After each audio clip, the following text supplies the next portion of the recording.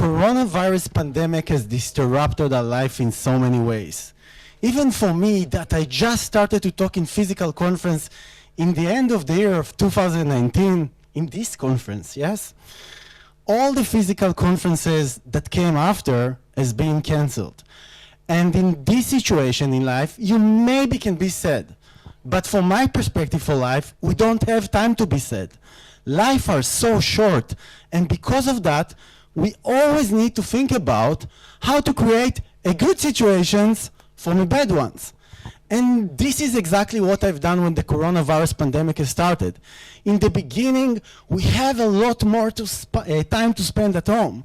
And in the first few days, I was just rearranging my apartment, move everything, change everything, and everything to create a good mood to stay at home.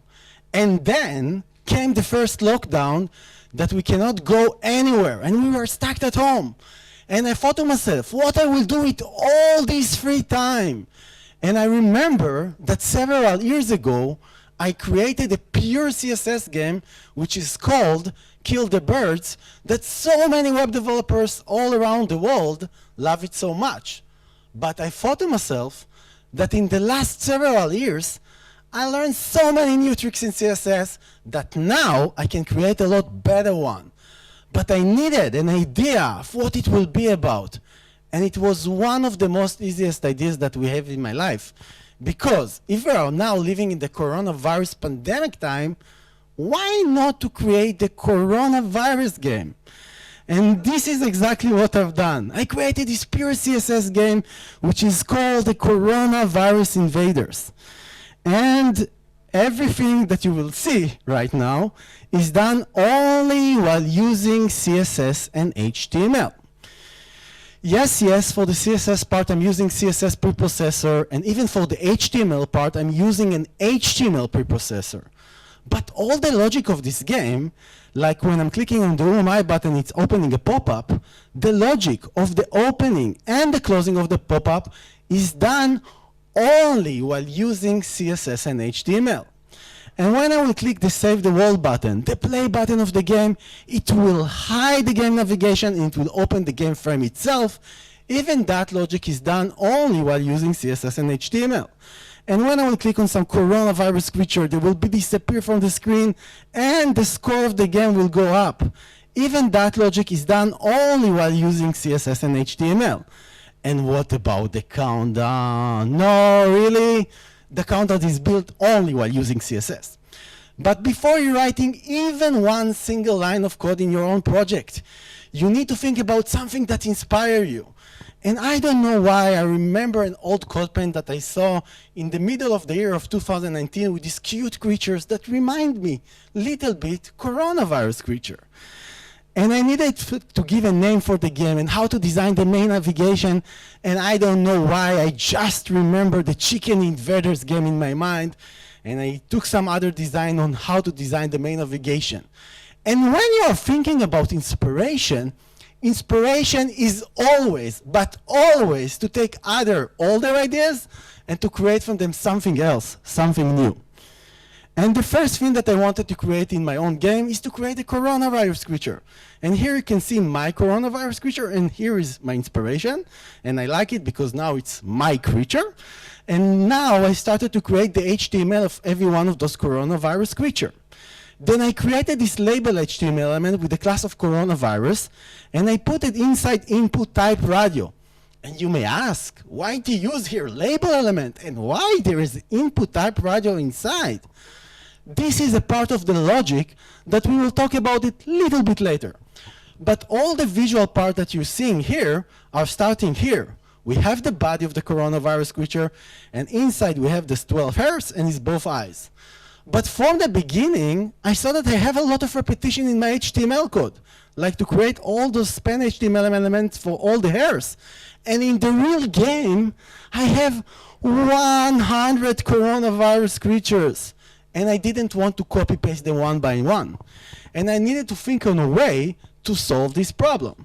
And in my first time in my life, I'm using here an HTML preprocessor that gives me the possibility to do repetition in the HTML code in a more smarter way. And yes, for the CSS part, I'm using the CSS preprocessor of SAS that I'm using in the last 12 years for every one of my projects. And now, in this way, I can now do this repetition in a lot more smarter way in Pag. I have variables, while loop, and a lot of other cool features. But as you can see here, Pag is written really different from regular HTML. It's being compiled to regular HTML, but it's written different. And when you are working with Pag, you cannot write half Pag and half HTML. If you are working with Pag, you need to write everything in Pag, and this means that I need to update all the HTML code to the new way that Pag is being written. And now, let's start to talk about the logic of this game. To do that, let's take a look again on the game itself. Let it open. And in meanwhile, maybe I can do this, it's faster. And let's understand all the frames that we have in this game. The main frame is the game menu frame. This is our first frame that we have in the game, okay? We need to represent all those frames in our HTML document. The second one is when I will click on the How to Play button, it will open a pop-up. And yes, we can put frame above other frames. The third frame is when I will click on the Who Am I button, it will open another pop-up the same way, but this is our third frame that we have in our HTML code. The last frame is when I will click the Save the World button, the play button of the game, it will hide the game menu frame and it will open the game frame itself. And this is our last four frame that we need to represent in our HTML document. How I'm representing all those? I'm just creating 4 separated section HTML elements. And as you can see by the class name and by the ID name, the first one is the game menu frame.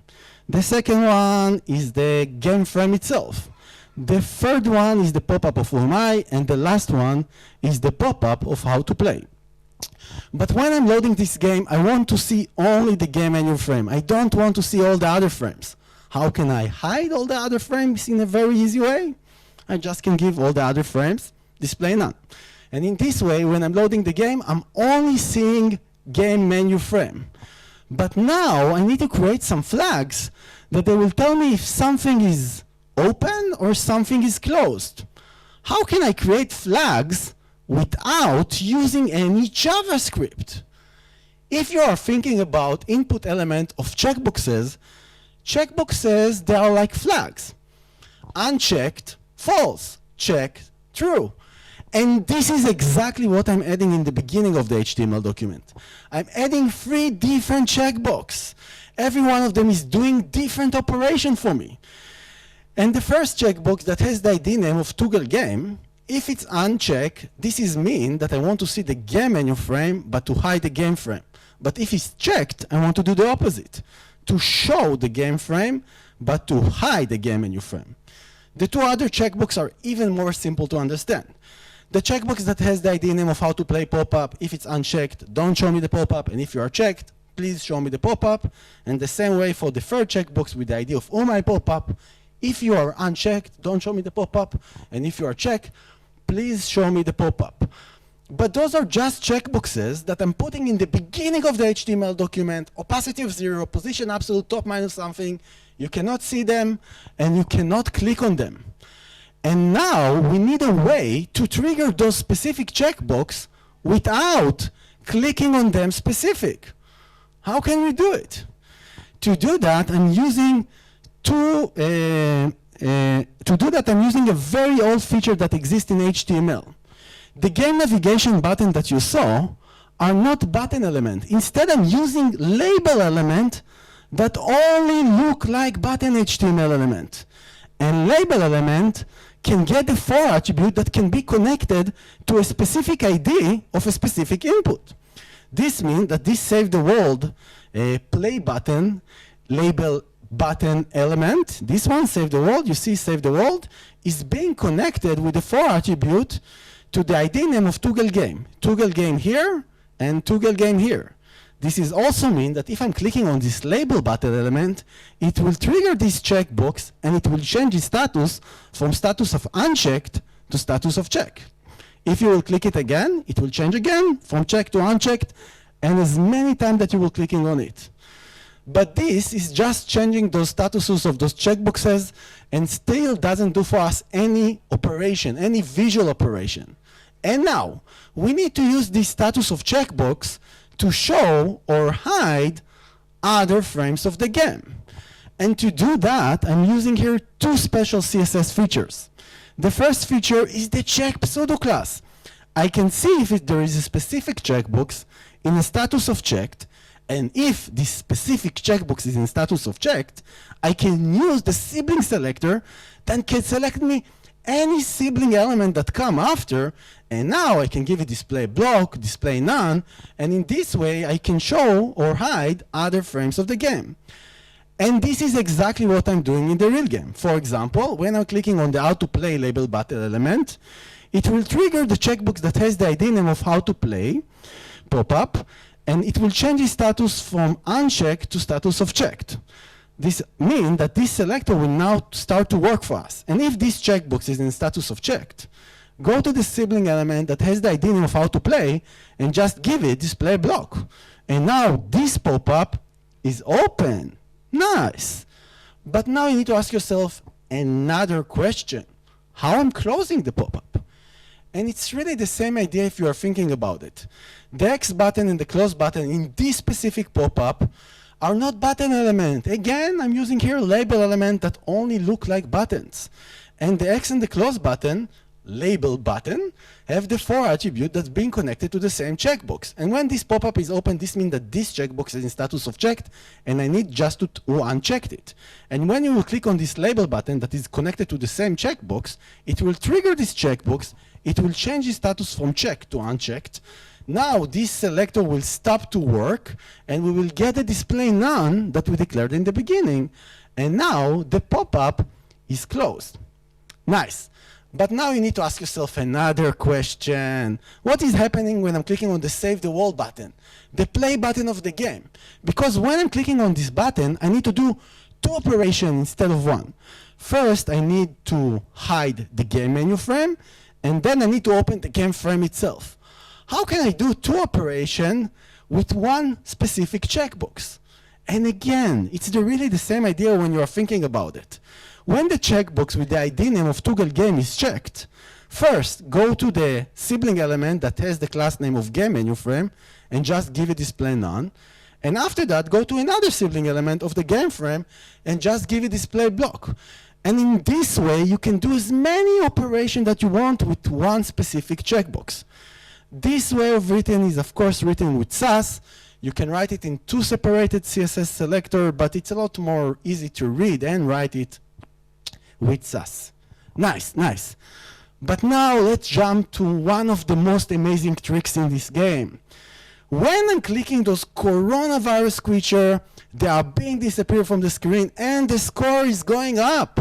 We actually have here two tricks that we need to talk about them. Let's start first with the first trick. When I'm clicking those coronavirus creature, they need to be disappear. How I'm doing it? If you remember in the beginning, I told you that every coronavirus creature is a label element with the class of coronavirus. Remember? And after that, I told you that we have inside input type radio.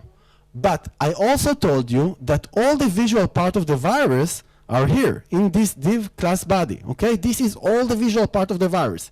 This is the body, and inside we have the eyes and the hairs.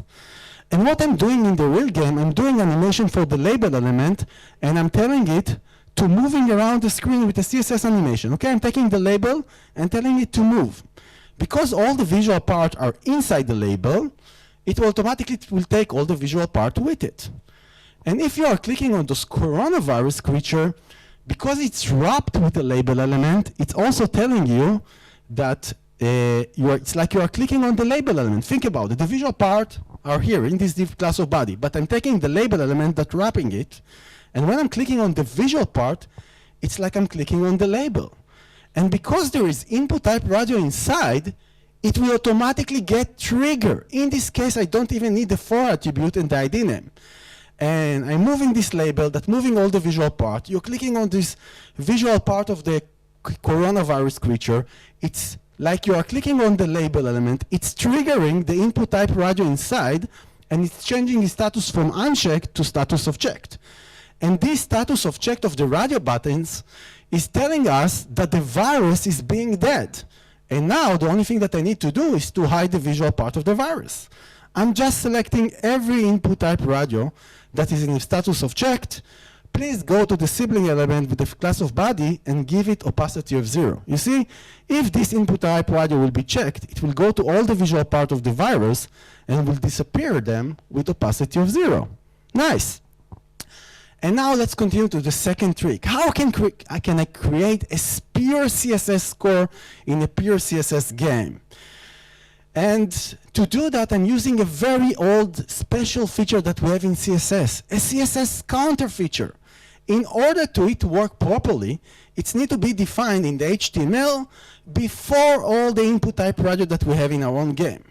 The easiest place to put it, it's on the body element. How you're creating a CSS counter? I'm just selecting the body element.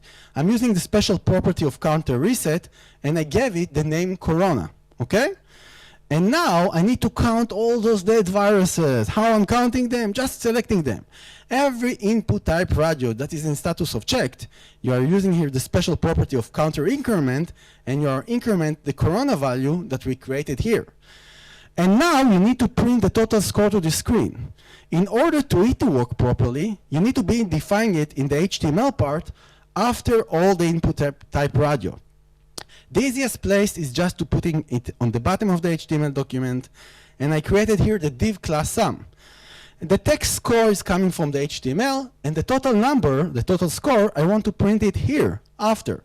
To do that, I'm just selecting the class of sum with the after pseudo element, using the content property with the native CSS counter function that just printing me the Corona value that I incremented here and created here.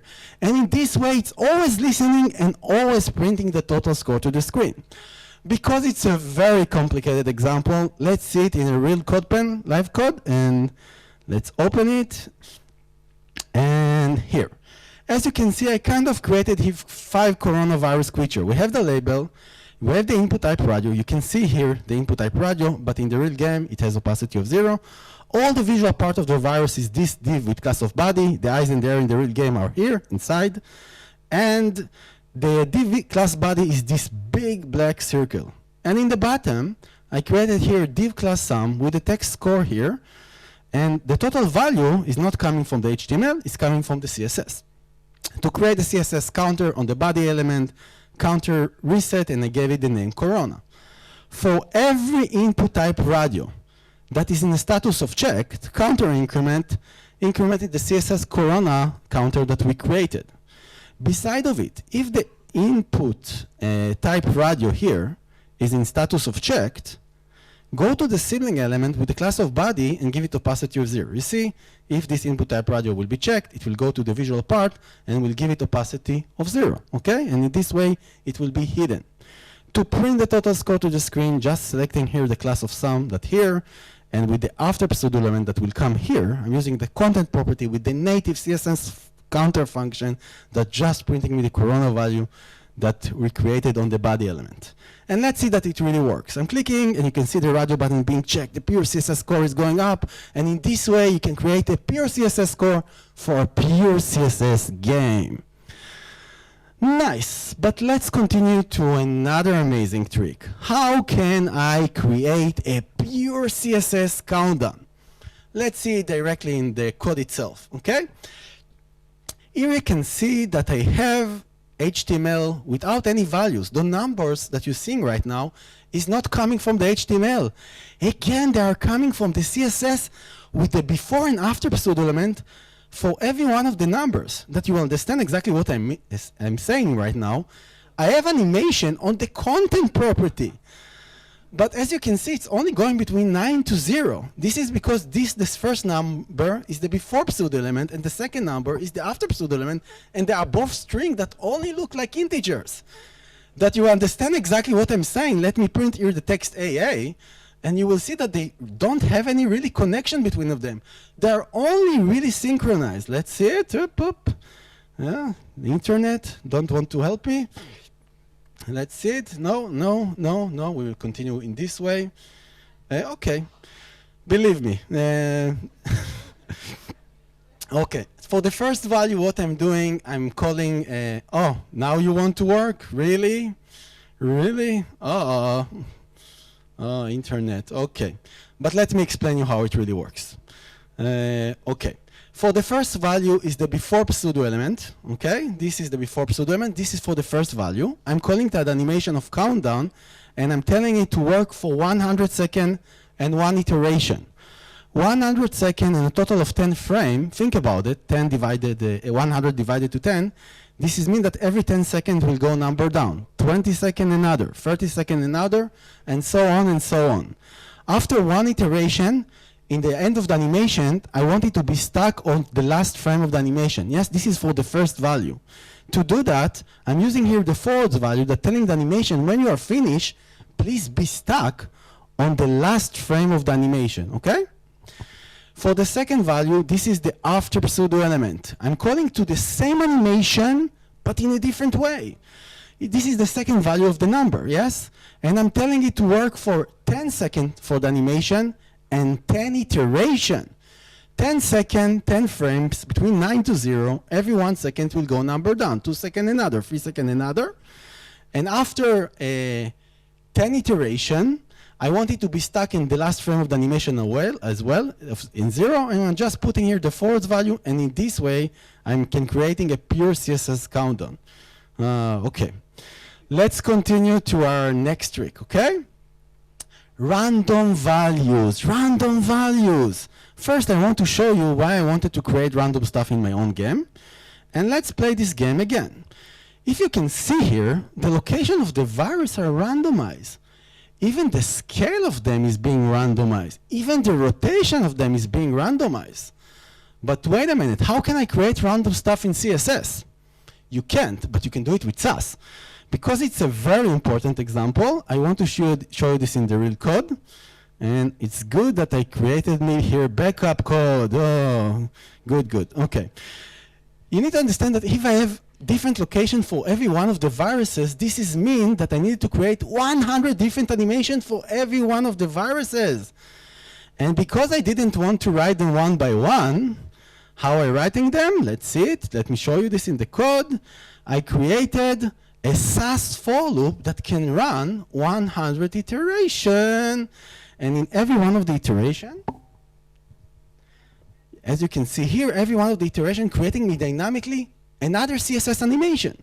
Every location of the viruses have 6 different locations in the game. And in the translate X is always the same. But in the translate Y, I'm using here the Sass random function. And just created the random value between 1 to 18. I'm just doubling it 1 VH. Even for the scale, I use here the Sass random function, and even for the rotation. That you will not be afraid from it. Let me show you another example of random. And now it's working. And yes, OK. Let's see here the compile HTML that you won't be afraid from it. As you can see here, just 6 empty li HTML elements.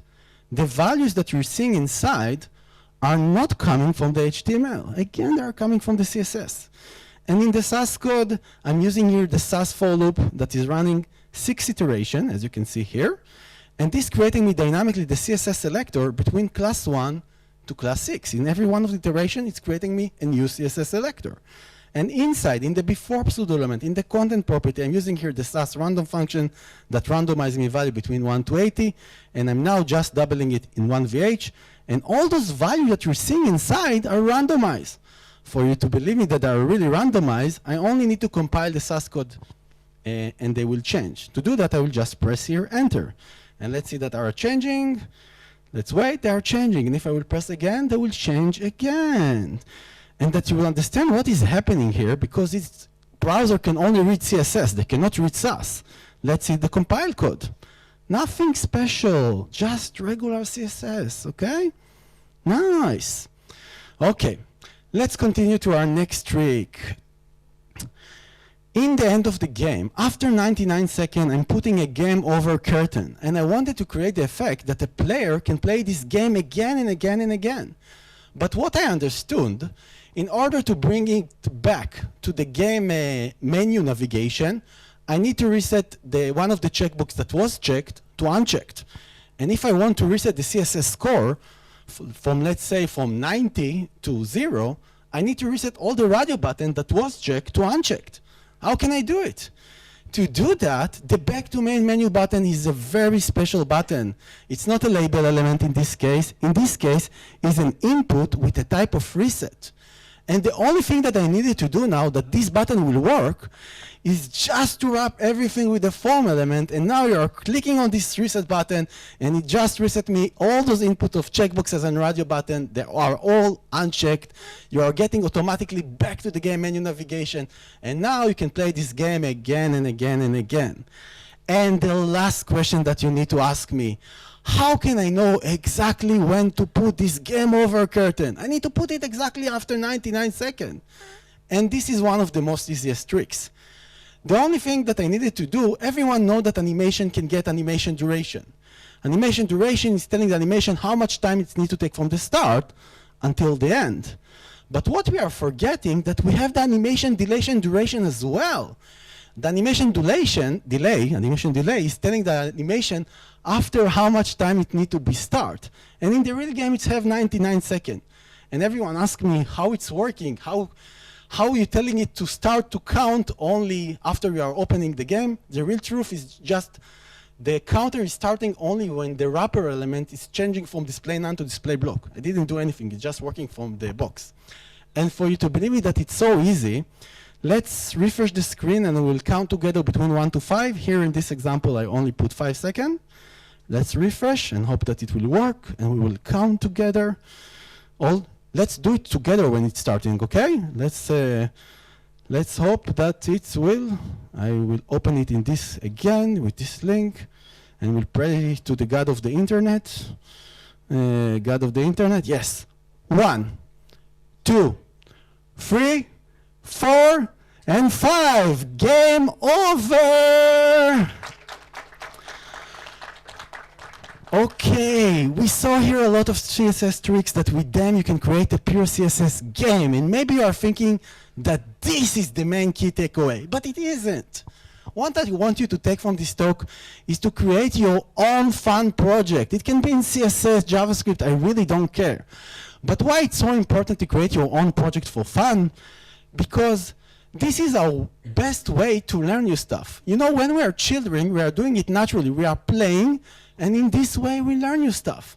But when we are getting to be adult, we are learning things in the hard way, in the boring way, and we don't want to learn because of it. Instead of creating our own project for our own fun, in this way, we're learning new stuff. We're starting to be a lot better web developer. And in the end, if we're a better web developer, we will get a lot better salary. And to tell you the truth, even that isn't important. Because the most important thing in life is to have your own fun, because you can create your own project, because you can enjoy your life, because really, life is so short. Have fun, celebrate them every day that you can. And before we finish, my friend, I'm Elad Shechter. I'm a CSS HTML architect at Upright. Upright is the Firebase alternative. And I'm doing a lot of CSS stuff, playing with code. I created a new CSS reset. And if you want to see all those crazy stuff that I'm doing in CSS, follow me via my Twitter account. I'm writing a lot of articles in Medium, in CSS Trick, in Smashing. All of the stuff you can see in my own website. And if you want the slide, just QR the code here. And thank you very much for listening. Wow. Wow. Elad.